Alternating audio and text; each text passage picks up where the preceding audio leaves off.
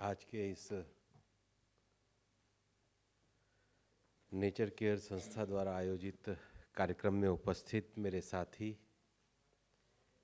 श्री संबित पात्रा जी, राज्यसभा में हमारे साथी श्री सुजीत कुमार जी, पद्मश्री अवार्ड की विजेता श्रीमती चार्मी मुर्मू जी, इस कार्यक्रम में नेचर केयर इनिशिएटिव के में विशेष रूप से आए श्रीकांत शेखर जी और सभी मित्रों और प्यारे बच्चों,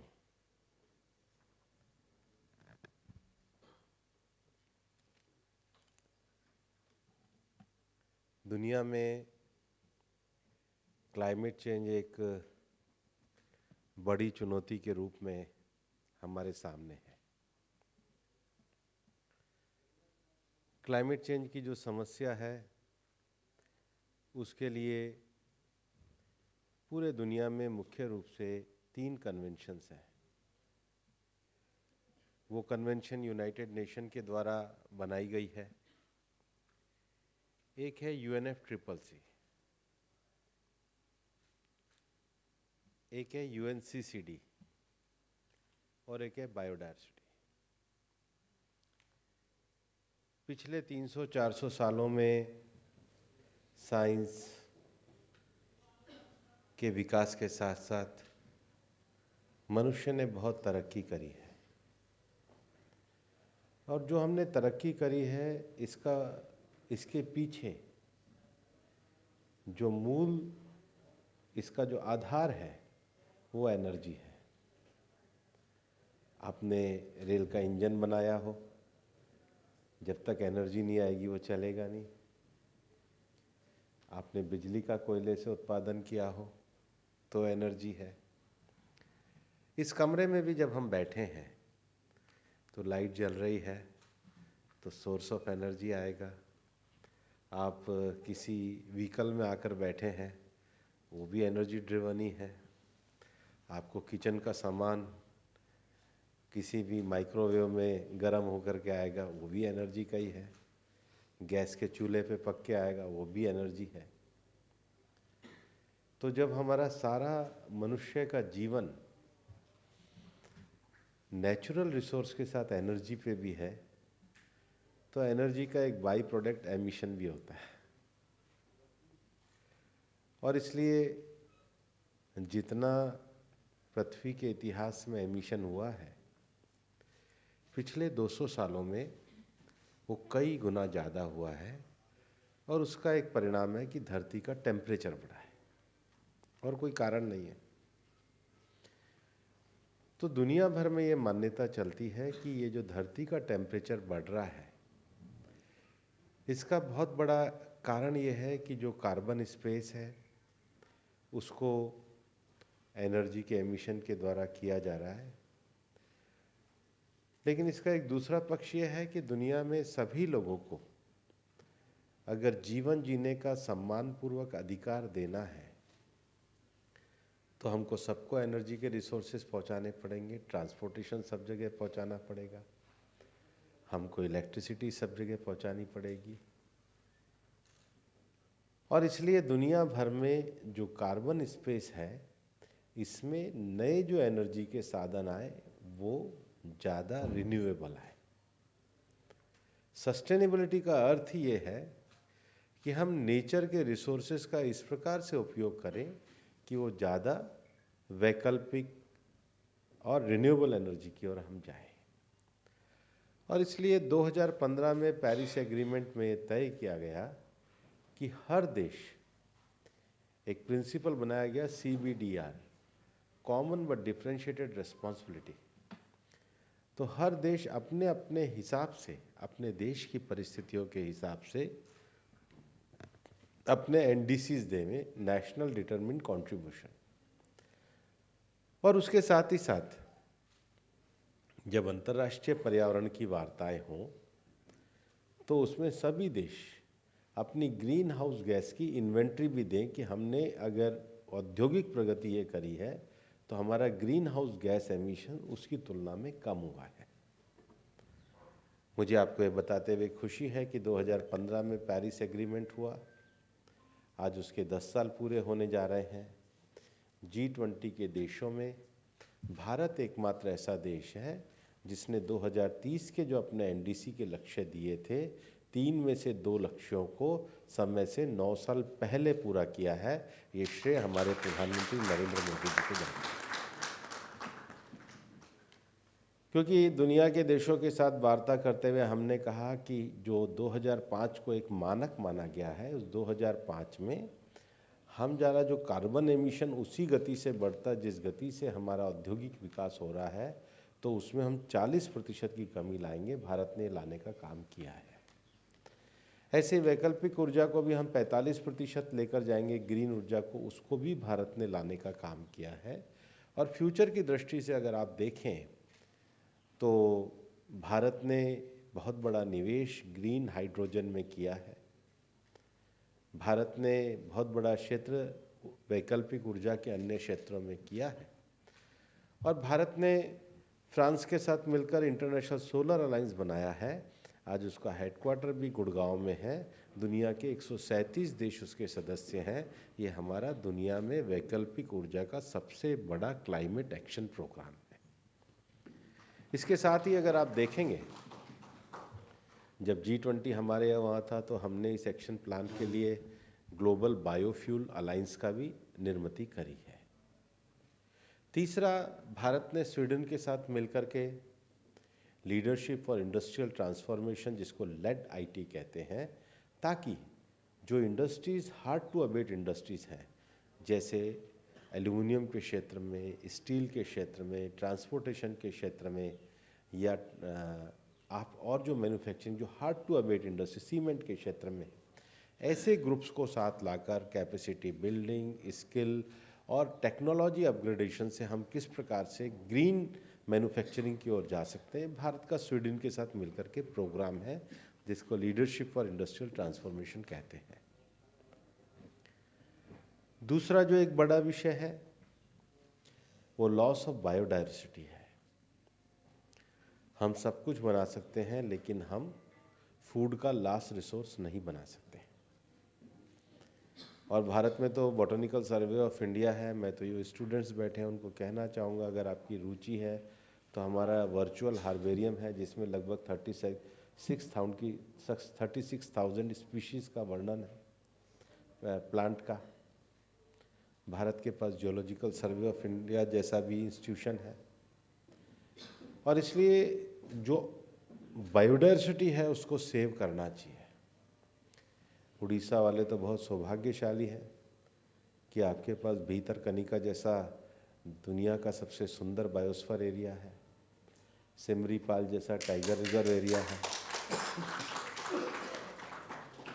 हमारे उड़ीसा के नीचे जाते हैं तो टर्टाइल का बड़ा ग्राउंड गोपालपुर के पास पूरे दुनिया भर से आते हैं।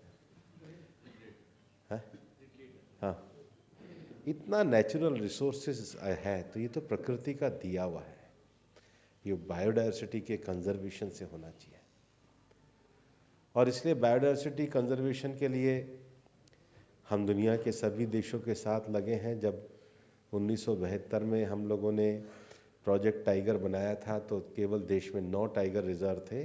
अब पिछले महीने हमने भोपाल में रातापानी का टाइगर रिजर्व घोषित किया है। भारत में 57 टाइगर रिजर्व्स हैं। लॉस ऑफ बायोडायवर्सिटी का हम कई बार नुकसान भी देखते हैं, मैन एनिमल कॉन्फ्लिक्ट भी देखते हैं। जब 50 ईयर ऑफ टाइगर कंजर्वेशन हुए तो प्रधानमंत्री नरेंद्र मोदी जी ने एक बड़ा क्लाइमेट एक्शन प्रोग्राम डिक्लेयर किया, इंटरनेशनल बिग कैट अलायंस। परसों मैंने उनकी वेबसाइट भी लॉन्च करी है। दुनिया के 97 देशों में ये बिग कैट्स पाए जाते हैं। उड़ीसा में तो मैजेस्टिक ब्लैक टाइगर भी पाया जाता है, सिमरीपाल में। और इसलिए बायोडायवर्सिटी कंजर्व जब होती है, जब इसका जो बिग कैट्स हैं वो सरवाइव करते हैं, क्योंकि वो नेचर के सिस्टम के हिसाब से सरवाइव करते हैं। और इसके लिए भारत पूरी तरीके से कमिटेड है। तीसरा जो विषय है वो डेजर्टिफिकेशन का है। हम लोग भी जानते हैं, कई बार हम सूखे को देख रहे हैं दुनिया में प्रकृति की मार से। और सूखे को हम देखने के साथ साथ हम ये जानते हैं कि इसके कई कारण हैं। ज़मीन में सॉल्ट की मात्रा बढ़ जाती है, या ज़मीन का मॉइस्चर जो है वो ख़त्म हो जाता है, उसकी नमी ख़त्म हो जाती है। या तीसरा एक बड़ा विषय जो हम जानते हैं कि अधिक पानी होने से ज़मीन में सैम आ जाता है। तो ये जो सूखा है इसके कारण, या बहुत ज़्यादा पेस्टिसाइड का यूज़ करने के कारण ज़मीन की उर्वर क्षमता ख़त्म हो जाती है। और प्रधानमंत्री जी के नेतृत्व में पिछले 10 वर्षों में भारत ने दुनिया का एक बड़ा कार्यक्रम चलाया है। हमने 29 करोड़ किसानों को सॉइल हेल्थ कार्ड दिया है, ताकि अपनी ज़मीन में उसी प्रकार का पेस्टिसाइड्स का इस्तेमाल उतना ही करो जितना आवश्यक हो। ज़मीन की उर्वर क्षमता ख़त्म ना हो, इसके लिए सरकार नेचुरल फार्मिंग को बढ़ावा देती है। अर्ली वार्निंग सिस्टम के माध्यम से जहाँ पर सूखा आ सकता है उसके लिए सरकार के द्वारा नई तैयारी की जा रही है। और डेजर्टिफिकेशन के लिए प्रधानमंत्री नरेंद्र मोदी जी ने जब 2018 में हमारे यहाँ पर इंटरनेशनल समिट हुई थी, तब भारत ने कहा था कि हम 26 मिलियन हेक्टर ज़मीन को डेजर्टिफिकेशन से बाहर लाएंगे। और भारत पिछले 10 वर्षों में 22 मिलियन हेक्टर ज़मीन को बाहर लाने में सफल भी रहा। और एक जो सबसे बड़ा अभियान अभी इसके लिए प्रधानमंत्री जी ने ये दिया है, पिछले 5 जून को एक बड़ा अभियान दिया है, एक पेड़ माँ के नाम। आप इस धरती पर हैं तो दो बड़े आपके ऊपर उपकार हैं। एक आपकी माँ का, जिनके कारण आपने जन्म लिया है, और एक धरती माँ का, जिसके कारण आप जीवित हैं। अगर ये धरती माँ ही ना हो तो हमें भोजन नहीं है, हमें आराम नहीं है। अल्टीमेटली जो फूड पे हम सर्वाइव करते हैं, जो औषधि पे हम सर्वाइव करते हैं, जो नेचुरल रिसोर्स पे हम सर्वाइव करते हैं, वो धरती माँ के कारण है। आप सब कुछ बना सकते हैं, लेकिन आप किसी फैक्ट्री में पेड़ नहीं बना सकते। पेड़ को तो उगाना ही पड़ता है। आप कार बनाएंगे तो आप खुद बैठेंगे, आप मकान बनाएंगे तो खुद रहेंगे, पर आप पेड़ लगाएंगे तो एक पंछी को भी आराम मिलेगा, और किसको फल मिलेगा वो आपको भी नहीं पता है। पेड़ लगाना ये सबसे बड़ा परोपकार का काम है। इसलिए धरती को हरा भरा बनाने के लिए पेड़ लगाने का अभियान हमने पूरे देश में चलाया। जन भागीदारी का कार्यक्रम है। मैं आपसे भी आह्वान करता हूँ कि आपका ये जो संगठन है, ये निश्चित रूप से नेचर के साथ जुड़े, एक पेड़ माँ के अभियान को जोड़ करके आप आगे बढ़ें। ये तीनों समस्याओं का जो सबसे बड़ा हल है, गांधी जी कहा करते थे, there is enough for everybody's need but not grid.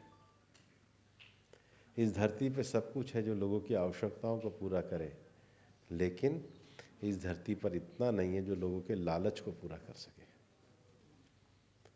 दुनिया के जो बड़े देश हैं उसमें जो उनका जो रिसोर्सेज का इस्तेमाल करने का तरीका है, अगर उनका कंजम्पशन गरीब देश का आदमी भी करने लग जाएगा तो पृथ्वी पे मनुष्यों के लिए एक धरती से काम नहीं चलेगा। ऐसी 7 धरती होगी, तब हमारी आवश्यकताएं पूरी होंगी। और इसलिए हमें कॉन्शियसली एक ऐसी लाइफ स्टाइल को अपनाना होगा जो लाइफ स्टाइल नेचर फ्रेंडली हो। नेचर फ्रेंडली लाइफ स्टाइल ही है जो प्रधानमंत्री जी का मंत्र है, मिशन लाइफ। और यहाँ नौजवान बैठे हैं। आजकल मैं आईआईटी वगैरह में जब भी बच्चों से बात करने जाता हूँ तो मैं स्टूडेंट्स को यही कहता हूँ कि आपके करियर के ऑप्शन भी नए आइडियाज़ में हो सकते हैं। तो वो पूछते हैं नए आइडियाज़ कौन से हो सकते हैं? तो नया आइडिया है save energy first, second save water, third save food, fourth ये management of solid waste management, waste. Next है proper recycle reuse of E waste. Ban of single use plastic, find out a alternative way, alternative packaging item, और last है healthy life style. ये 7 एक ऐसे idea हैं जो nature के साथ आपको जोड़ सकते हैं। एसी कमरों में बैठ कर के आप बहुत सारी बातें कर सकते हो, लेकिन जैसे ही इस कमरे से लोग बाहर जाए, एसी अपने आप बंद हो जाए तो सेव एनर्जी हो ही जाएगी। घर की लाइट अनावश्यक खर्चे से अगर जलाएंगे तो जितनी एनर्जी उत्पन्न होगी उतना एमिशन उत्पन्न होगा। जितना प्लास्टिक हम यूज़ कर रहे हैं, सभी दिल्ली के 5 करोड़ लोग अगर 100 ग्राम भी प्लास्टिक अपने हिस्से का एक साल में बेचते हो तो 5 करोड़ इंटू 100 ग्राम लगा लो, उसको प्लास्टिक वेस्ट जाएगा कहाँ। इसलिए शहरों में बड़े बड़े कचरे के अंबार खड़े हो गए हैं, उसके कारण एयर पॉल्यूशन भी है। और इसलिए सरकार का जो मंत्र है, सर्कुलर इकोनॉमी का जो मंत्र है, रीसाइकल, रीयूज, रीप्रोड्यूस, ये सर्कुलर इकोनॉमी का मंत्र नए भविष्य के रोजगार, स्किल रोजगार को भी बढ़ावा देने के लिए, एनवायरनमेंट की बातचीत केवल प्रवचन देने के लिए नहीं है, क्लाइमेट ओरिएंटेड एक्शन प्रोग्राम करने के लिए है। एनवायरनमेंट की बातचीत हमारे आसपास के वातावरण में जो हमने नए प्रोडक्ट खड़े कर लिए उसके डिस्पोजल के लिए है। और इसलिए मैं नौजवानों को कहना चाहता हूँ कि एक पेड़ माँ के नाम अभियान जैसे अभियान के साथ जुड़े, वहीं दूसरी तरफ प्रकृति आधारित जीवन शैली के लिए नए आइडियाज़ को लेकर के नए ग्रीन एनवायरनमेंट इनिशिएटिव और स्टार्टअप को भी शुरू करें। आप सबको बहुत बहुत धन्यवाद, मेरी तरफ से शुभकामनाएं।